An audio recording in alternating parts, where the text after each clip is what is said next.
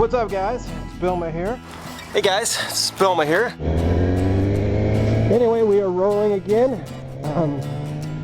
This is Billmaa. Hey guys, it's Billmaa here. Hey guys, it's Billmaa here.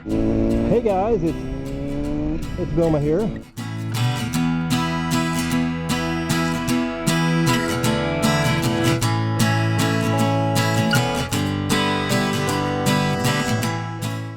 One of the things I forgot to talk about in the first video was the actual install of these cameras. First, we're going to talk about the horizontal setup. Now, the horizontal setup is the easiest vlogging setup in the world. It starts with removal of the breath guard, and then there's a base plate of Velcro on the chin bar here. And then on the camera itself, there's a Velcro base, and it just sticks right in like so. The visor actually closing pushes the camera back into the proper angle, and then your nose will keep it from falling too far back. Some guys will actually put Velcro on the inside and then a Velcro dot here, but I think that's a little too much, and this setup works for me. Now, over on the vertical side, it gets a little bit more complicated, and it's a little bit more intrusive to the helmet. And I'll show you right here. We'll flip this guy over. And as you can see, I've actually cut a little groove into the chin bar, into the foam itself, for the camera to fit in there. And then there's Velcro on the front to keep it in place. And it just kind of goes in right there.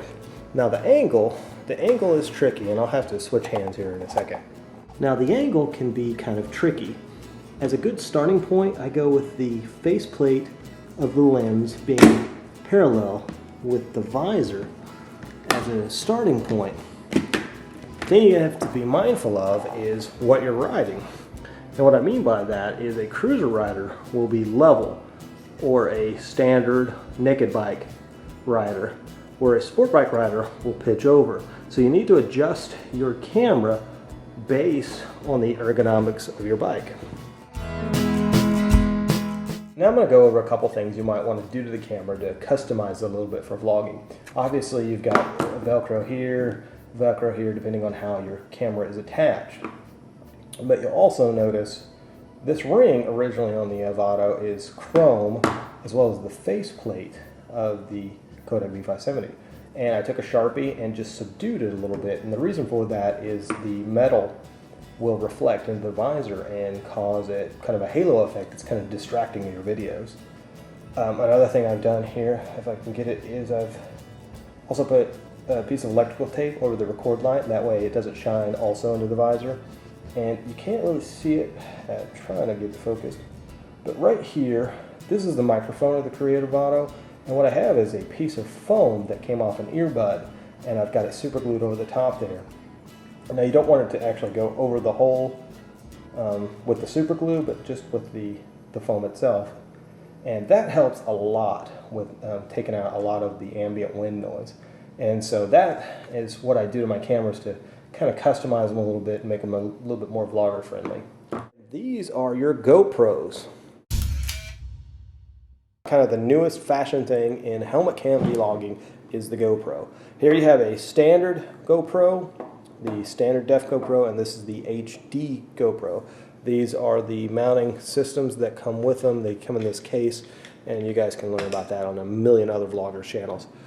As you can see, let me see here, the standard is a lot thinner than the HD model, but it has to do with the battery setup. This one actually has a rechargeable battery, and this one has a just a AA battery.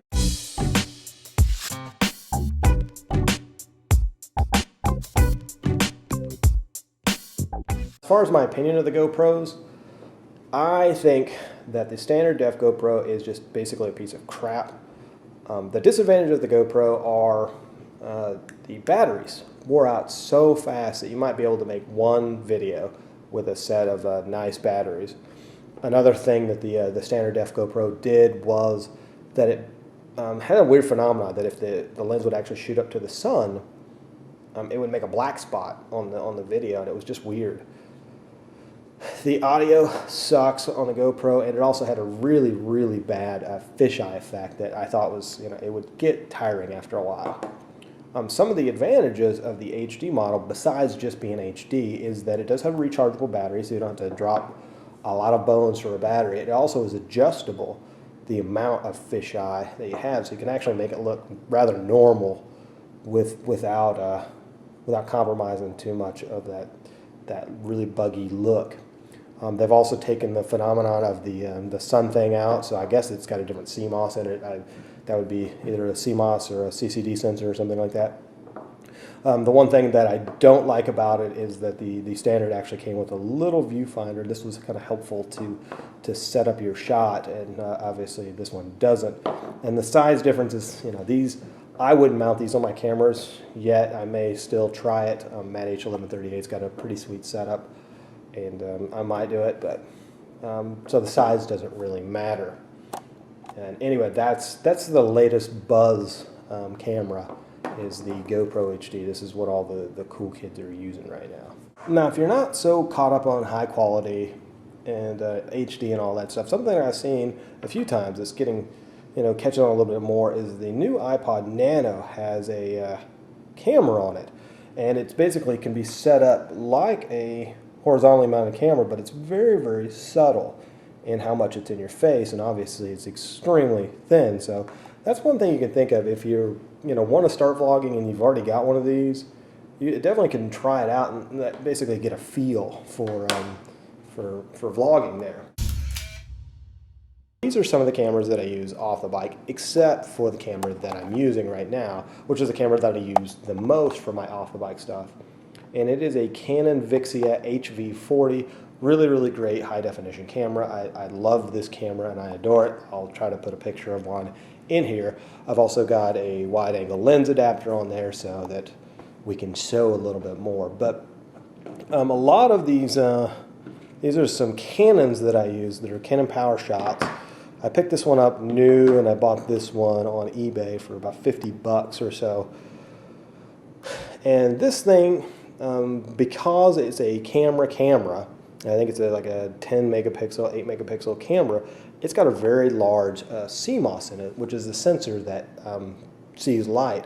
And so it's a very, very high quality video, at least for YouTube anyway.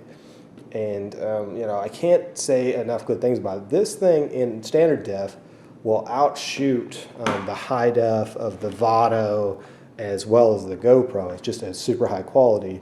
And this is the SD870S. It's about 3 or 4 years old, and this is the SD1000, and they shoot about the same quality. But these are really good because they're relatively cheap if you buy them used, and you can mount these on your bike and make some really good quality videos with them.